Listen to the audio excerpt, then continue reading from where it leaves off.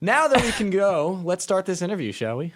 So right. you guys, we just saw you play up at the Witch's Ball. Witch's Ball. So, I mean, Bitches Brew. Yep. Yeah.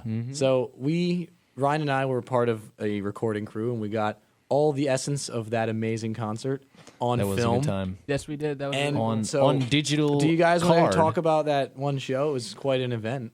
Sure, we can talk Yeah. about the show. Yeah. Why not? I thought it was a good time. I mean, like when we first started playing, I was like, wow, there's like a lot of people here. This is really cool, you know?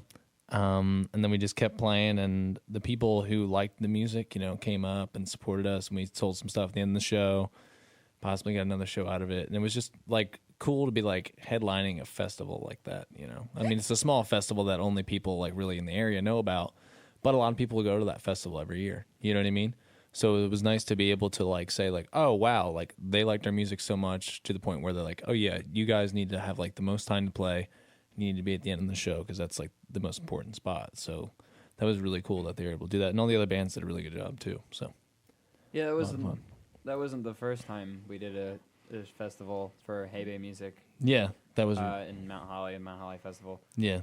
Like the last time it was raining though, so it didn't have Yeah. as much of a turnout, but it was still a good turnout, and a lot of the same people that liked us at that show came out to see us again at this one. Yeah. So that Shows was in the really rain cool. are always the most fun, though. I'm not Yeah. gonna lie. What's that? Shows in the rain. Yeah, I will agree with that. They're pretty cool. They have a special element about them that some other shows don't. Yeah, because it's sometimes. just like if you're in the rain, you don't care. So it's might as well everyone's just gonna go nuts. Yeah, like when I saw Lollapalooza and it was like raining and KG Elephant was playing, it was just like, you know, one of the greatest moments of my life when I was like crowd surfing, and then I almost died. And it was just such a good time, you know. I have fond memories about that experience. All right, so this past summer, you guys went on a tour.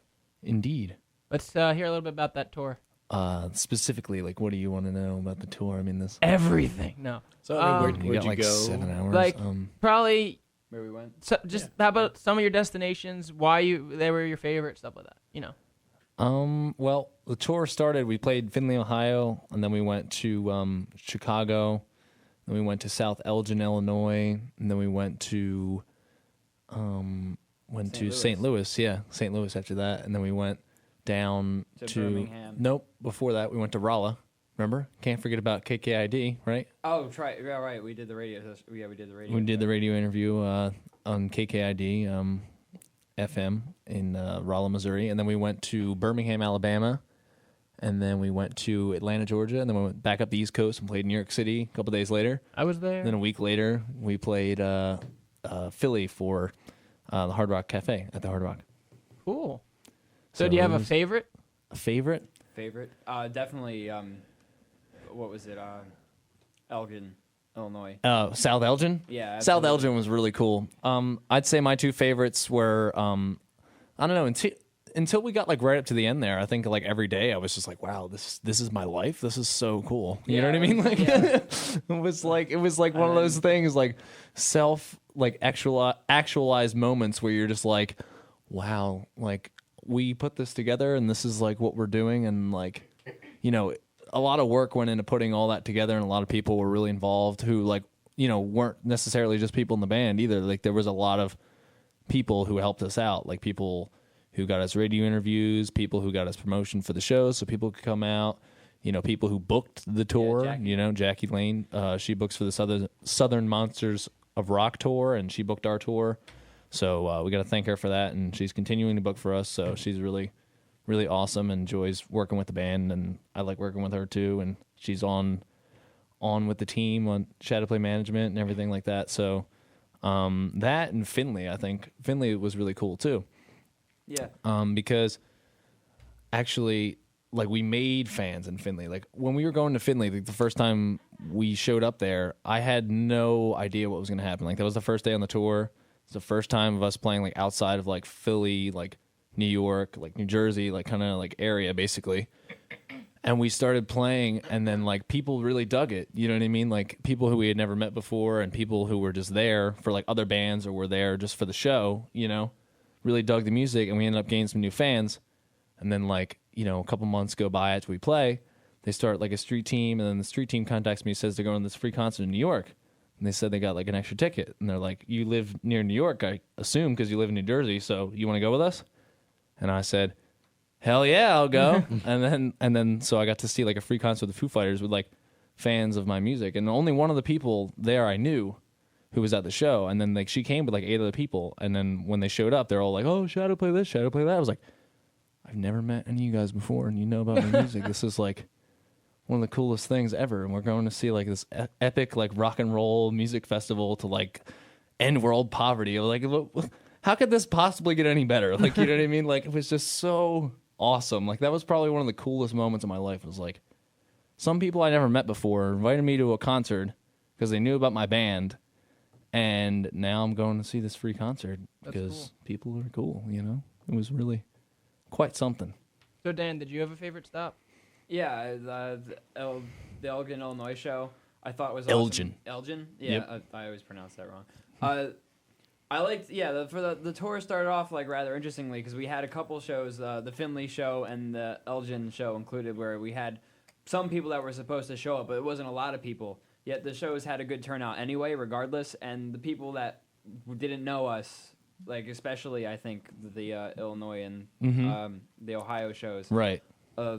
They like really enjoyed us, and they contacted us after we were done the tour, and like I'm friends with some of the people that saw us in Illinois on Facebook. I know Andrew talks to the people from Ohio. Yeah. Yeah, and they just had like a really positive reaction. Like They keep telling us to move to Ohio.